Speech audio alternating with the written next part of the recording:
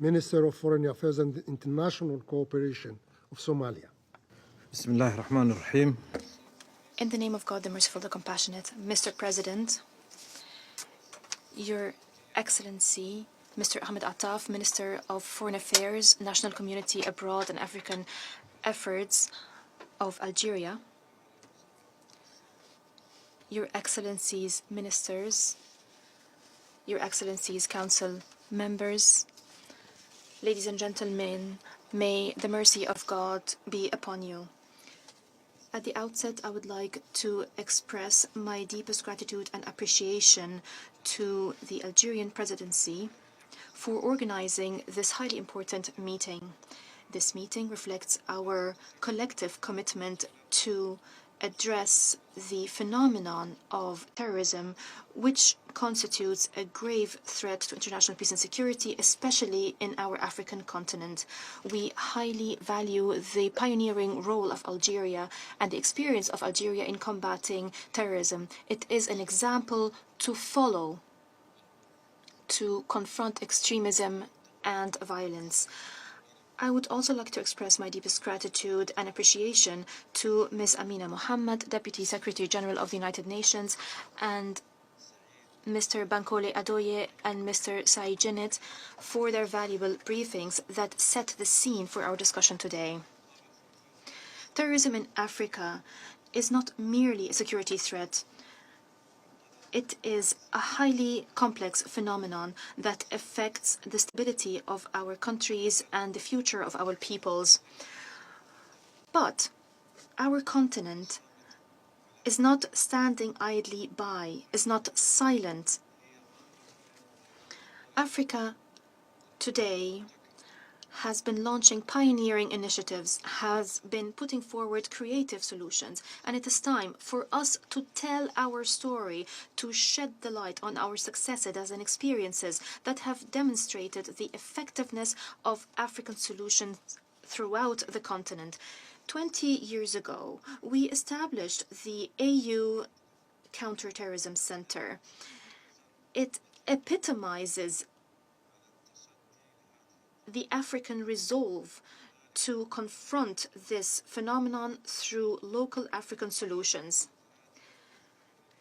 Through initiatives such as the Nouakchott process, we enhance intelligence coordination and joint operations in the Sahel and the Sahara.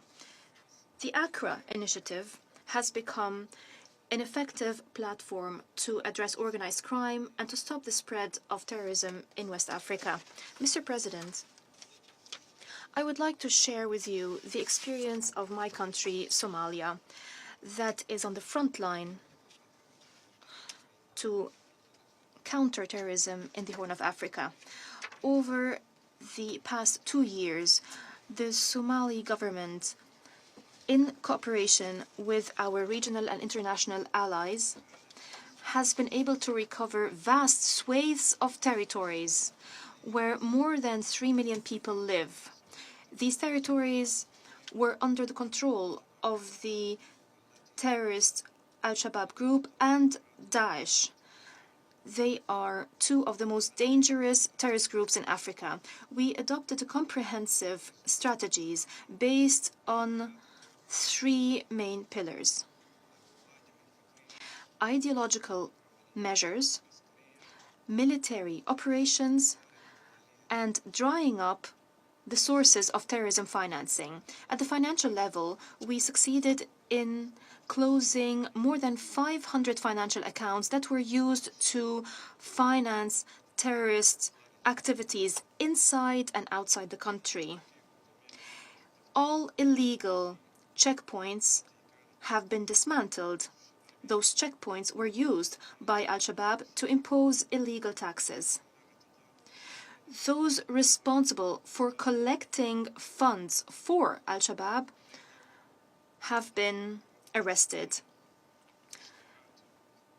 The Somali Parliament has also enacted legislation to close any legal loopholes that are being used to support terrorist activities and to enhance transparency and accountability.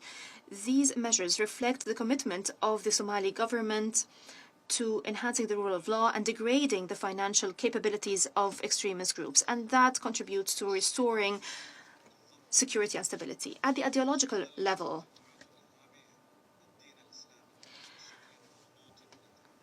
we know that terrorist organizations have misused Islam to achieve their goals, and that attracted many young people. In this context, we organized a national conference of religious leaders and religious scholars.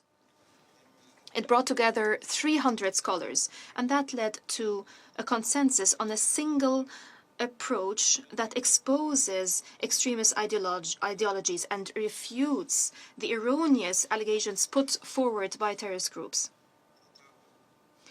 Religious scholars issued fatwas, religious opinions, that prove that the interpretations of Islam that they're using are skewed, that prove that the acts of terrorist groups have nothing to do with Islam. These fatwas contributed to rectifying erroneous notions, contributed to undermining attempts by terrorist groups to recruit young people.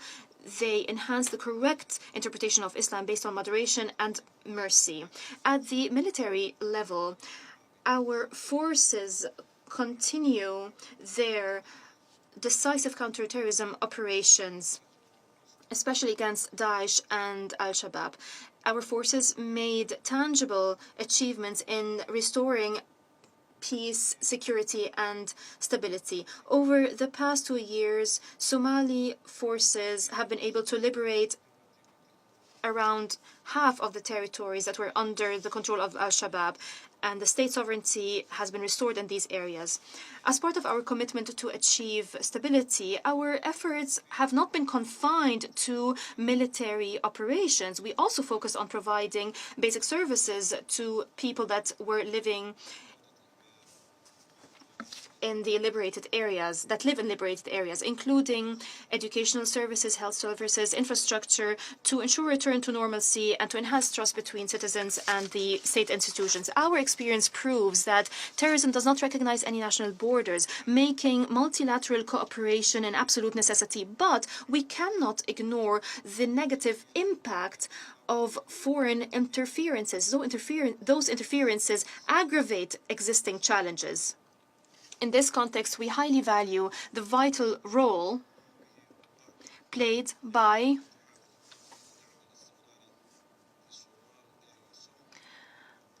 EUSOM to enhance stability and security. We value the continuous efforts of this mission to ensure peace and security and stability in Somalia. We are fully cognizant of the fact that military solutions alone are insufficient. We therefore call for adopting a comprehensive approach that addresses the root causes of terrorism through 3 pillars. First of all, linking development to security. Extremism thrives in an environment of poverty and unemployment. This is why sustainable development must be at the core of our counterterrorism strategies. In this context, it is important to reform the international financial architecture to support our development goals. It is unacceptable that Africa allocates $163 billion to pay its debts in 2024, while these resources could be used to enhance stability and development. Second, ensuring sustainable financing for peace. The adoption of Resolution 2719, which allows for financing AU peacekeeping operations from the UN budget by no less than 75%, is a historic step.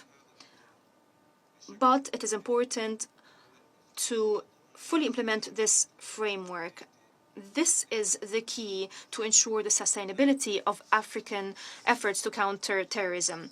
Third, enhancing cooperation between African institutions and UN mechanisms while maintaining African leadership. African solutions are the most appropriate to address African challenges, but they need to be enhanced through just international partnerships that support our capacities without prejudice to our sovereignty. The experience of Somal has proven that combining military, economic, and ideological measures allows for achieving tangible and effective results. Mr. President, despite the grave challenges, our commitment to the Silencing the Guns initiative remains firm.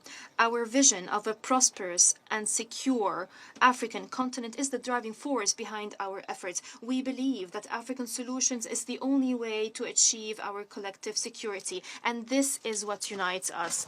Our strength stems from our unity, and our success hinges on our commitment to our principles and common goals. I thank you. I thank His Excellency Fiqi for his statement.